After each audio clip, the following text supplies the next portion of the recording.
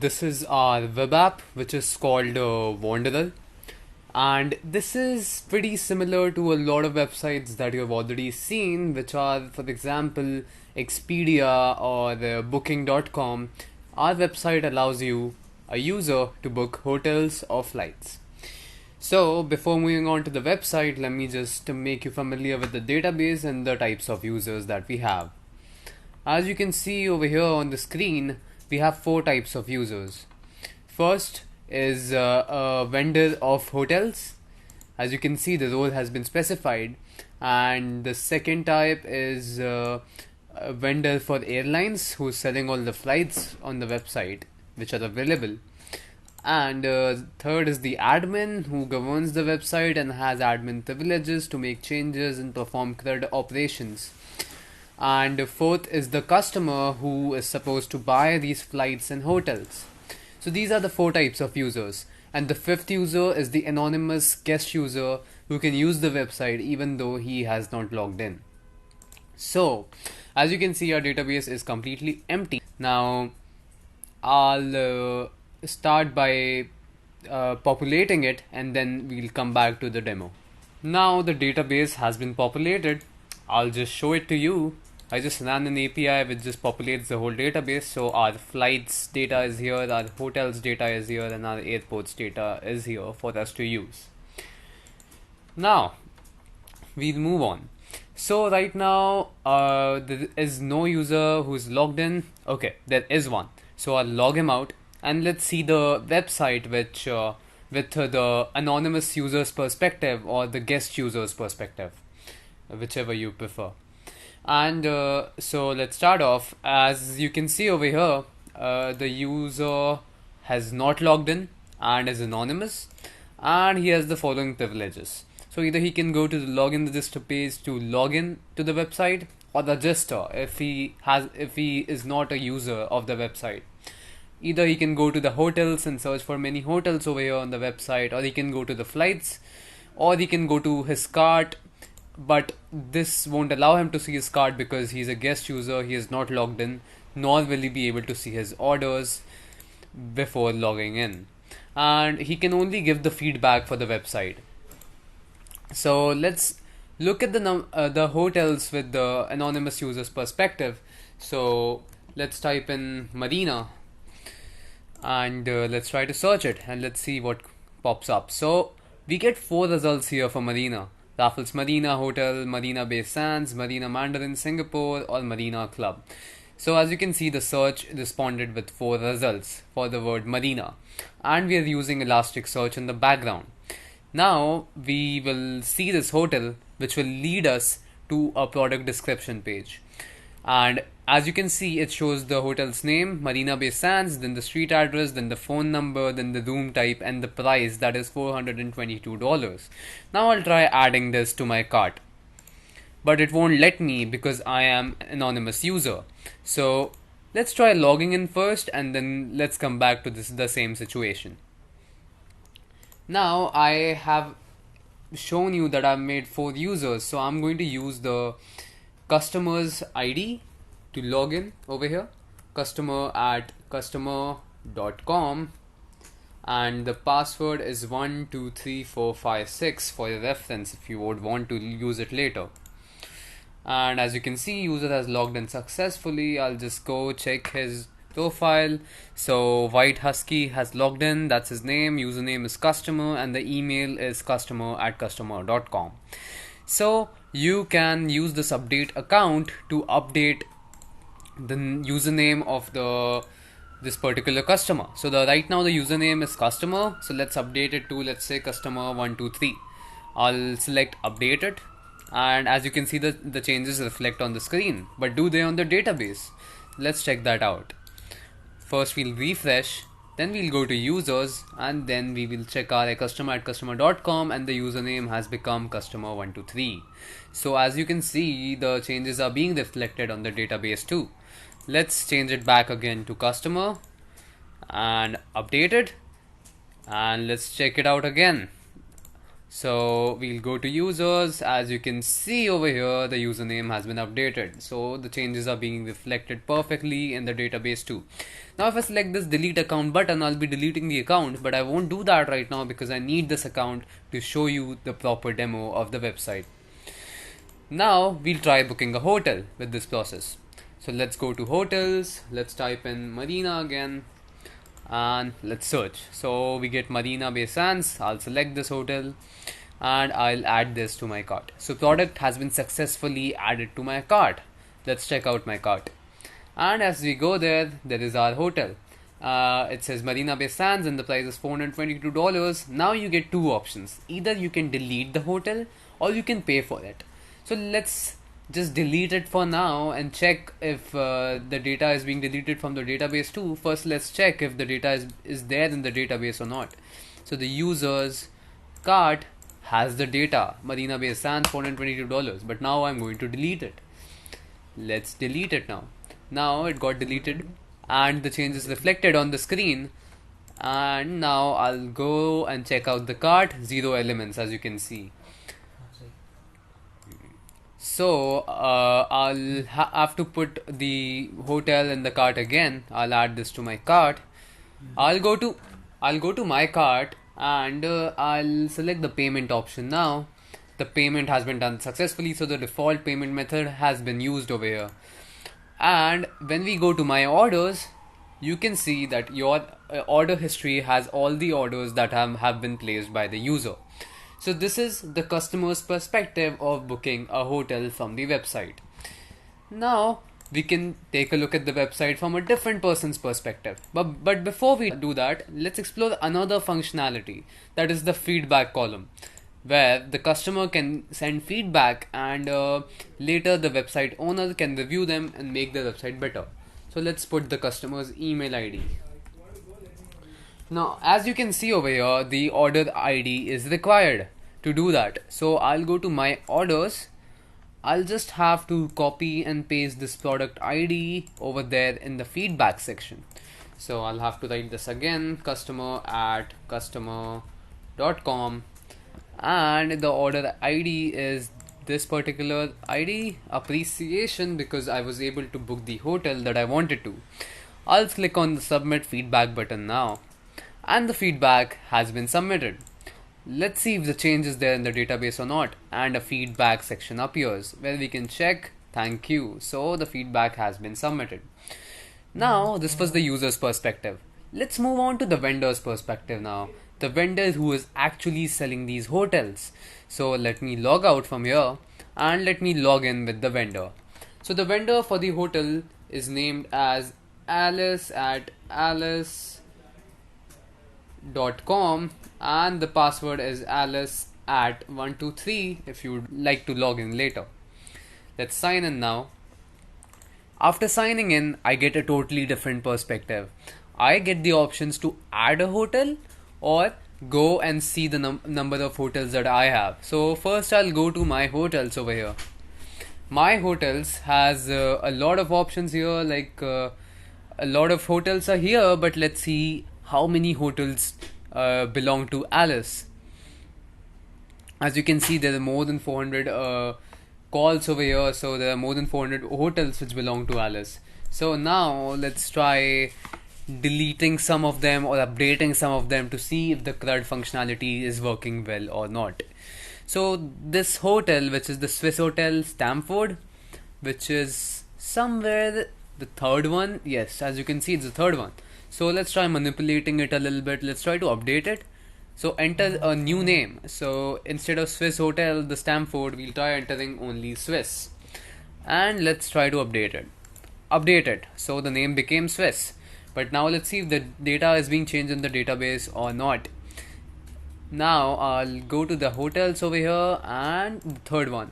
As you see, the name has been changed to Swiss. Alright, so the changes are being done. Now let's try deleting it.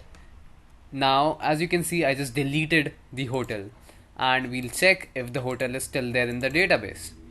The third one should have been Swiss Hotel, but it's not there. That means it has been deleted successfully and the hotel which was on the 4th position has come to the 3rd position, that is the Mandarin Orchard, Singapore. Alright, so all the CRUD operations are being performed perfectly. Now we can add a hotel. The vendor can always add a hotel. So let's add our own hotel. So I'll put something like the hotel's name could be Hotel Popeye, and the total number of rooms, let's just put some random value over there. Enter contact details 1234. Enter country, let's say United States. Then room type twin. Price details $20. Street address 452 Coit Sit, or anything, any random value. I'll just put Boston over here and I'll try adding this hotel. The hotel has been created successfully. Now let's see if the change has been reflected in the database or not. Now I'll go to the hotel section. I'll probably have to go through a lot of hotels, and now it is here, our Hotel Popeye. It has been created.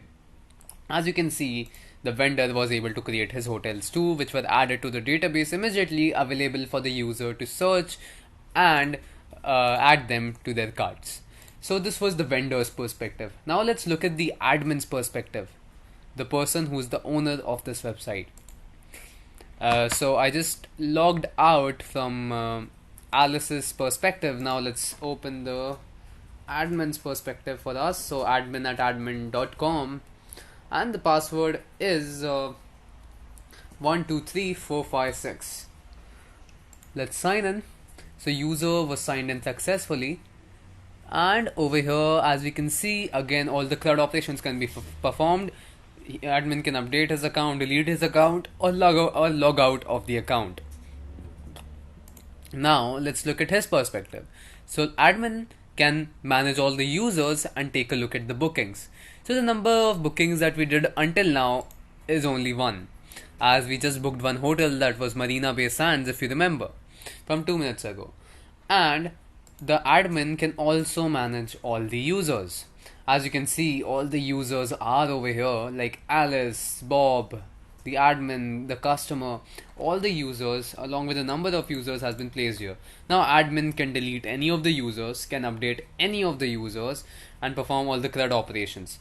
As you can see over here, I'll try updating Alice's username, that from Alice to, let's say, Charlie, and I'll update it. As you can see, the change got reflected over there. Now let's see if the change is there in the database or not.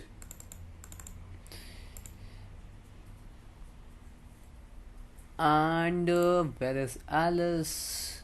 Alice was supposed to, yes, so the Alice has been, the username has been converted to Charlie. Let me just put Alice back again. Alice, and yes, so it has again been changed to Alice, and you can delete a user too. So all the CRUD operations are being performed perfectly. So this was the admin's perspective. Now let me walk you through a user's perspective to book flights. First, I'll have to log in again as a user. customer@customer.com.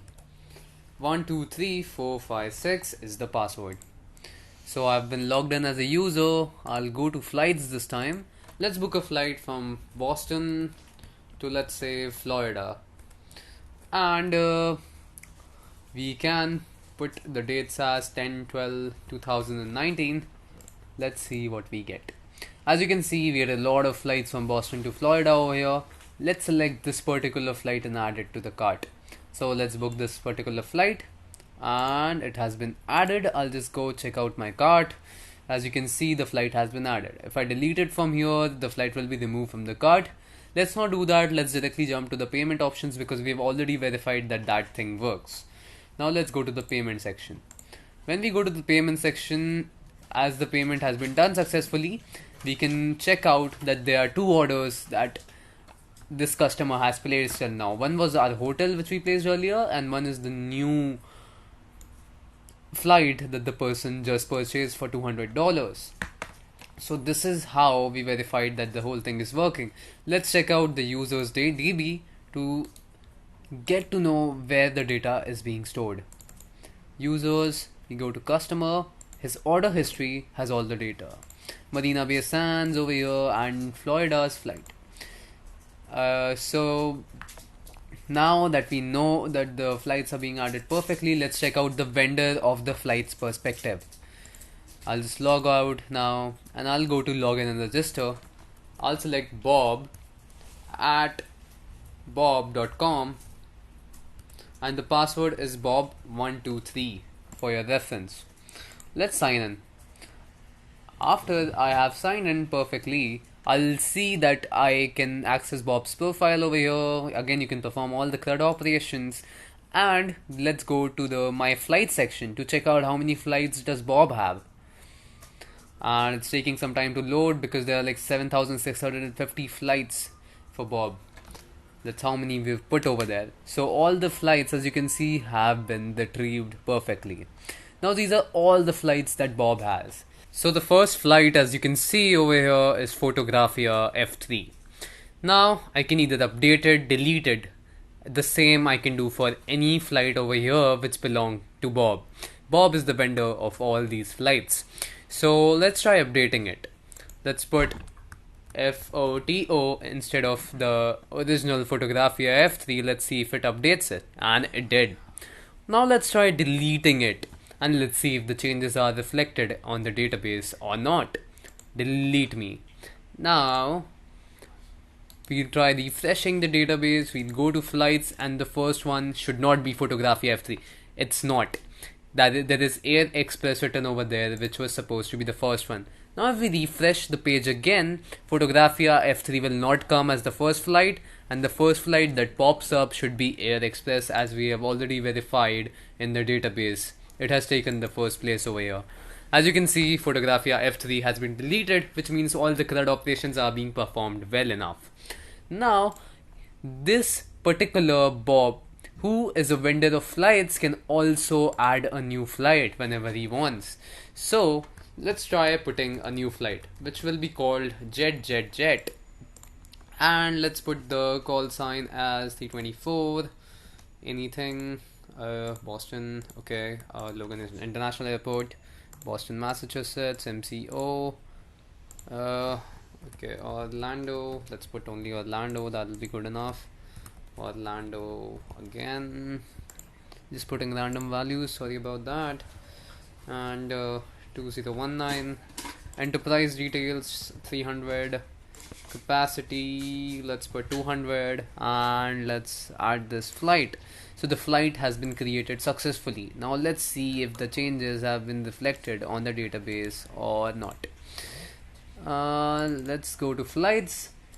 It's a long way. I'm sorry, you will have to bear with me. There are like 7,600 flights over here, so you'll have to bear with me for some time. We're already there till 3,000, a little bit more.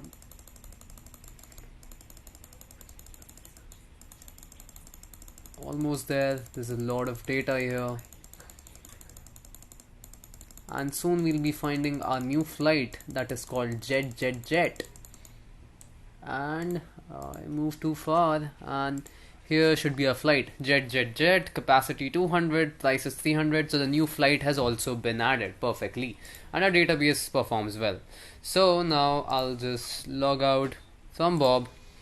So this was our whole demo of the website from 4 perspectives. One was the admin that we talked about, one for the vendor of hotels, which was Alice's perspective, one was the vendor of flights, which was the Bob's perspective, and one was the anonymous user's perspective, that was the guest user. So there were 4 different perspectives with which you could look at the website. So this was our whole demo, and I hope you liked it. Thank you so much for watching.